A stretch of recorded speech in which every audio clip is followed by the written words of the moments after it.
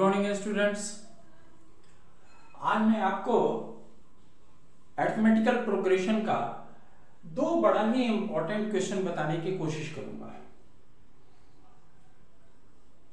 ये दोनों ही क्वेश्चंस जो हैं ये सीबीएसई और एनसीईआरटी के, सीबीएसई और आईसीएसई दोनों के एग्जामिनेशन के रिपीटेड क्वेश्चंस हैं और आईसीएसई और सीबीएसई दोनों में ये क्वेश्चन खासकर आपसे बहुतों बार पूछी जाती है। इस देखने में ये क्वेश्चंस काफी आपको लंबा चौड़ा ऐसे देखने में लग रहा है, लेकिन हम आपको शॉर्ट ट्रिक्स के माध्यम से बहुत आसानी से हम इसको सॉल्व करने की कोशिश करेंगे और आपको बताएंगे कि जो देखने में बड़ा लग रहा है उसको कितने आसानी से हम कर सकते हैं। चलिए, तो ये देखिए, ये पहला क्वेश्चन है, find an AP whose fourth term is 9। कह रहा है एक एपी बताओ, एक एपी बनाओ जिसका चौथा टर्म जो है 9 है and the sum of its 6th and 13th term is 14। तो कह रहा है कि एपी बना करके हमको दिखा दो। कोई बात नहीं, बहुत आसानी से हम बना देंगे साहब। आप देखिए क्या कह रहा है कि whose fourth term is 9। ठीक है, तो हम क्या करेंगे सॉल्यूशन 1 का। चलिए, तो हमको पता है कि टर्म का क्या फॉर्मूला होता है, n equal to a plus n minus 1 into D. ठीक है, तो हमको दे रहा है कि फोर्थ टर्म इज 9, यानी हम लिख सकते हैं कि 9 is equal to a plus fourth term है तो 4 minus 1 is equal to 3d। Clear है, ये हमको मिल गया। फोर्थ टर्म इज 9, तो हम लिख सकते हैं कि 9 is equal to a plus 3d। कोई दिक्कत नहीं। चलिए, इसको हमने मान लिया है, दिस इज इक्वेशन नंबर 1।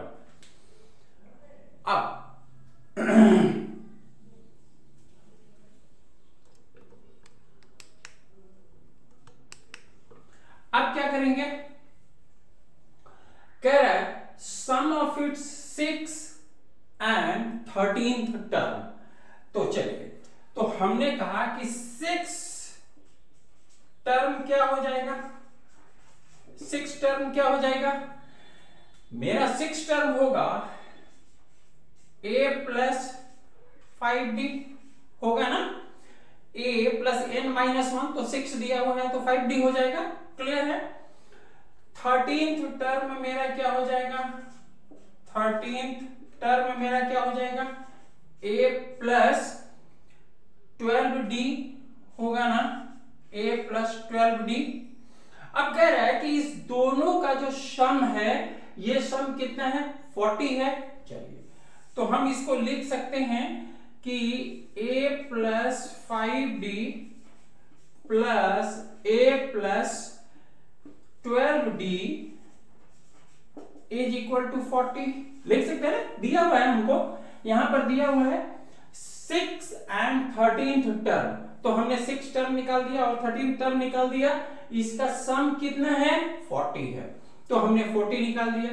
यानी हम इसको क्या कह सकते हैं, 2a प्लस 12 और 5 17, 17d इज इक्वल टू 40। ठीक है, यहां पर हमको क्या दिया हुआ है, आप देखिए यहां पर हमको दिया हुआ है, इसको मान लीजिए कि हमने कहा इक्वेशन नंबर 2। अब क्या करेंगे कि इक्वेशन नंबर 2 और इक्वेशन नंबर 1 को सॉल्व करके हम a और d का वैल्यू निकाल लेंगे। क्या करेंगे, आप देखिए यहां पर हमको दिया हुआ है फ्रॉम इक्वेशन 1 एंड 2। क्या करेंगे, 2a plus 6d is equal to 18 लिख सकते हैं ना हम। देखिए, इसमें हमने केवल 2 से मल्टीप्लाई कर दिया, तो 2a plus 6d is equal to 18, और दूसरा क्या इक्वेशन हुआ 2a plus 17d is equal to 40। चलिए अब आप इसको कर लीजिए, ये कैंसिल हो गया, तो ये कितना हो गया 11d minus 11d is equal to 40 में से 18 गया तो क्या हो जाएगा -22, यानी d इज इक्वल टू 2। आ गई हमारी वैल्यू, आ गई d इज इक्वल टू 2। अब हमको दे रहा है कि d इज इक्वल टू 2। चलिए तो हम क्या करेंगे, यहां पर इसको सॉल्व कर देते हैं। फ्रॉम इक्वेशन 1 क्या दिया हुआ है 9 is equal to a plus 3d, तो 3 इंटू 2 यानी 6 हो गया, तो a इक्वल टू कितना हो गया 3, हमको a मिल गया। तो अब मेरी जो AP होगी वो क्या होगी, AP आप जानते हैं AP कैसे हम बनाते हैं, a plus d a plus 2d, और ऐसे ऐसा करते करते हम बढ़ते चले जाते हैं।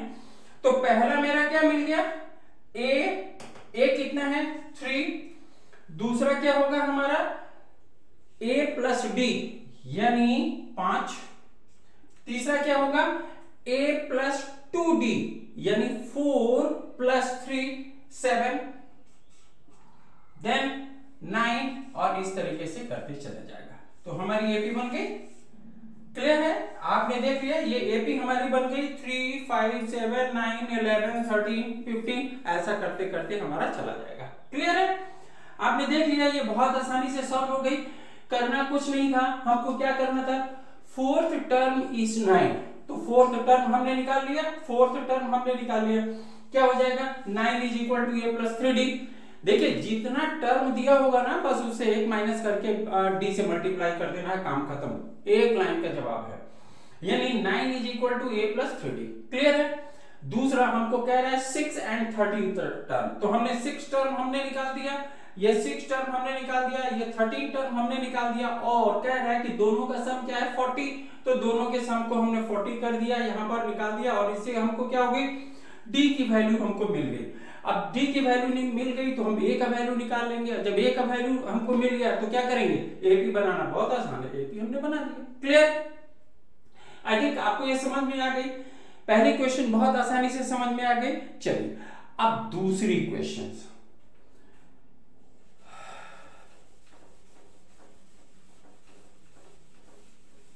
देखिए दूसरा जो क्वेश्चन है हमारा, ये देखने में बहुत टफ लग रहा है, देखने में हमारा ये बहुत टफ लग रहा है, लंबा चौड़ा लग रहा है, हम आपको बहुत आसानी से समझाने की कोशिश करेंगे, देखिएगा ये कितने आसानी से बन जाएगा। ठीक है, चलिए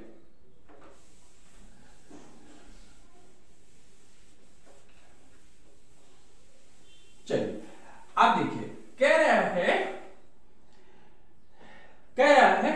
a ladder has rungs 25 centimetre apart, एक सीढ़ी है और सीढ़ी पे जिस पे आप पैर रखते हैं उसको रंग्स बोलते हैं, तो वो कितने दूरी पर है 25 सेंटीमीटर पर है। The rungs decreases uniformly, यानी जो रंग्स की जो साइज है ना वो लगातार यूनिफॉर्मली कम हो रही है, uniformly in length from 45 centimeter at the bottom to 25 centimeter at the top.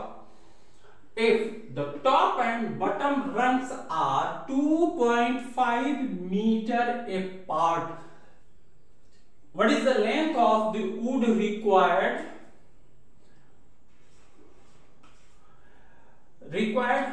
for the rungs? कह रहा है कि देखो ये एक सीढ़ी है, ये एक सीढ़ी है, ठीक है, ये एक सीढ़ी है, कह रहा है कि ये सीढ़ी जो है इस पे देखो, ये जो नीचे वाली जो पैर रखने वाली है ये है 45 सेंटीमीटर। क्लियर है, 45 सेंटीमीटर है। और ये घटते घटते घटते घटते ऊपर की तरफ जा रही है, ये कितना है तो 25 सेंटीमीटर। क्लियर है, ये करीब ये कह रहा है कि 25 सेंटीमीटर है।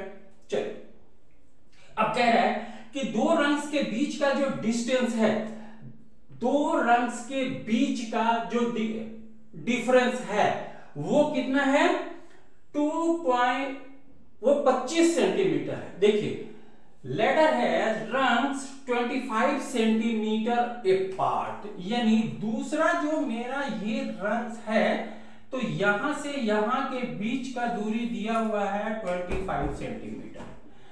क्लियर है, ये यहां से दो रंग्स के बीच का हमारा डिस्टेंस दिया हुआ है 25 सेंटीमीटर। क्लियर है, और कह रहा है कि the rungs decreases uniformly in length from 45 centimetre. देखो यहां पर 45 centimetre apart at the bottom पे 45 centimetre to 25 centimetre at the top. ऊपर में कितना हमारा हो रहा है 25 सेंटीमीटर, यानी ये घटते जा रहा है, ये घटते जा रहा है और ऊपर में आ रहा है मेरा 25 सेंटीमीटर। क्लियर है, if the top and bottom rungs are 2.5 metre apart, यानी कह रहा है कि देखो यहां से यहां तक के बीच की जो दूरी है ये दे रहा है 2.5 मीटर। 2.5 मीटर दे रहा है इस सीढ़ी का। ये ऐसी सीढ़ी बनी हुई है, देखो यही तो सीढ़ी है ना आपकी, यही सीढ़ियां बनी हुई हैं और दो रंग्स के बीच के डिस्टेंस दिया हुआ है हमको 25 सेंटीमीटर। कह रहा है कि जो टॉप का रंग्स है और नीचे का जो रंग्स है इन दोनों के बीच का डिस्टेंस कितना है साहब, तो 2.5 मीटर। तो कह रहा है कि इसमें कितनी लकड़ियां लगेंगी, इसका जरा सा हमें आप लेंथ बता दीजिए। बहुत आसान है।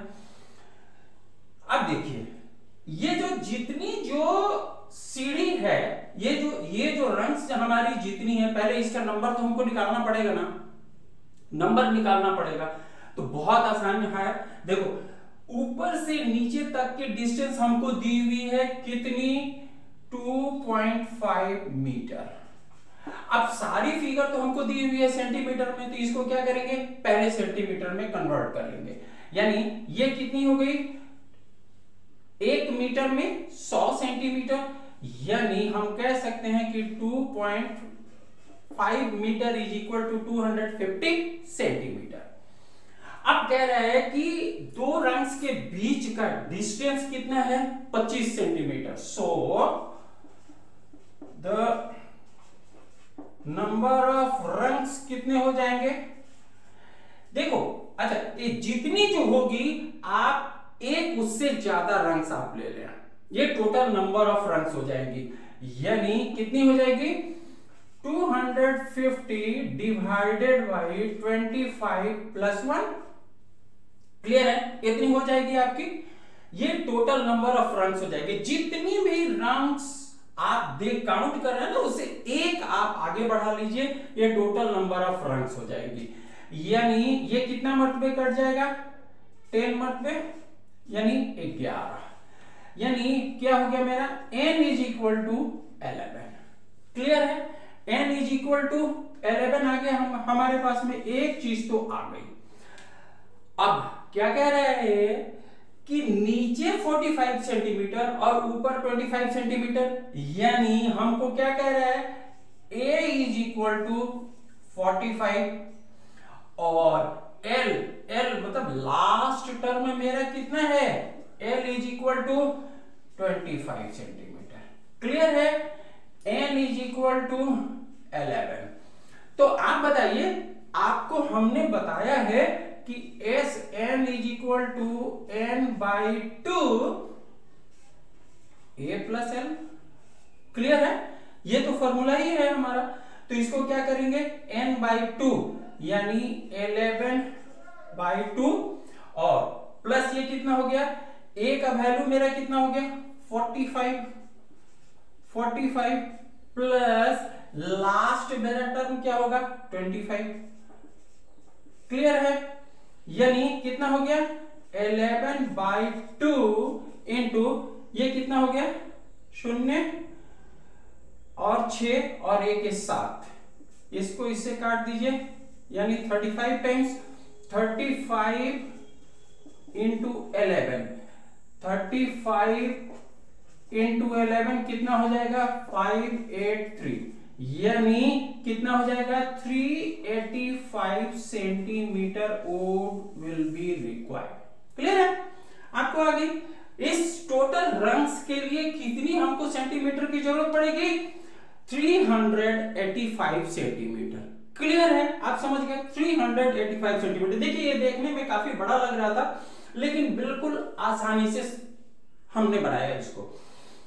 करना क्या है हमको, पहले total length of the ladder दिया हुआ है, total length of the ladder हमको दे दिया है कितना 2.5 मीटर। तो 2.5 मीटर को हम क्या करेंगे सेंटीमीटर में पहले कन्वर्ट कर लेंगे, ये हमने कर लिया, यानी 2.5 का मतलब क्या हो गया 250 सेंटीमीटर।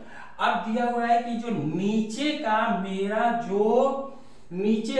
मेरा है वो 45 सेंटीमीटर है और ऊपर का 25 सेंटीमीटर है, दोनों के बीच की डिस्टेंस कितनी है 25 सेंटीमीटर। लेंथ हमको दिया हुआ है और दोनों के बीच का डिस्टेंस दिया हुआ है, तो हम क्या करेंगे कि नंबर ऑफ रंग्स हम निकाल लेंगे, यानी कितने हमारे पास में रंग्स हैं 11 है। तो साहब हमको करना क्या है 11 रंग्स का लंबाई ही तो पता करना है। तो हमको क्या दिया हुआ है कि एक एपी हो गया, ये एपी हो गया, तो एपी हो गया तो क्या करेंगे, ये एपी का ए हो गया 45 और लास्ट टर्म मेरा हो गया L is equal to 25, N is equal to 11 और इस फॉर्मूले को हमने पुट किया और पुट करके इस पर से हमने निकाल दिया। टोटल हमको वुड रिक्वायर्ड कितना हो गया 385 सेंटीमीटर। क्लियर है? देखिए इस तरीके की जितनी भी जो लंबी क्वेश्चन है ना, देख करके आपको परेशान नहीं होना है, इसको हम शॉर्ट तरीके से बिल्कुल आसान तरीके से आपको समझाने की कोशिश करेंगे। ऐसे और भी जितने भी कोई क्वेश्चंस हो आप हमारे कमेंट बॉक्स में जाकर के आप उस क्वेश्चन को भेज सकते हैं और उसको हम सॉल्व करने की कोशिश करेंगे। क्लियर? आई थिंक कि आपको ये वीडियो अच्छी लगी तो क्या करना है, आप लाइक करें, सब्सक्राइब करें एंड शेयर करें। Thank you. आई होप आपको ये वीडियो मेरी अच्छी लगी होगी। इस तरीके की दूसरी भी वीडियो हम बनाते रहेंगे और हर एक सब्जेक्ट्स की हमारी वीडियो आएगी, चाहे वो साइंस हो, मैथ हो, एसएसटी हो, संस्कृत हो, हिंदी हो, हर एक सब्जेक्ट्स की और हर एक क्लास की वीडियो हमारी आएगी। कोई भी स्टूडेंट्स जो ऑफलाइन में जाकर के या डायरेक्ट मेरे कांटेक्ट में आकर के 1-to-1 स्टडी करना चाहते हैं, डिस्क्रिप्शन बॉक्स में मेरी एड्रेस और फोन नंबर दोनों दी हुई है, मेरे से कांटेक्ट कर सकते हैं और ऑफलाइन हमारी कोर्स को ज्वाइन कर सकते हैं। Thank you.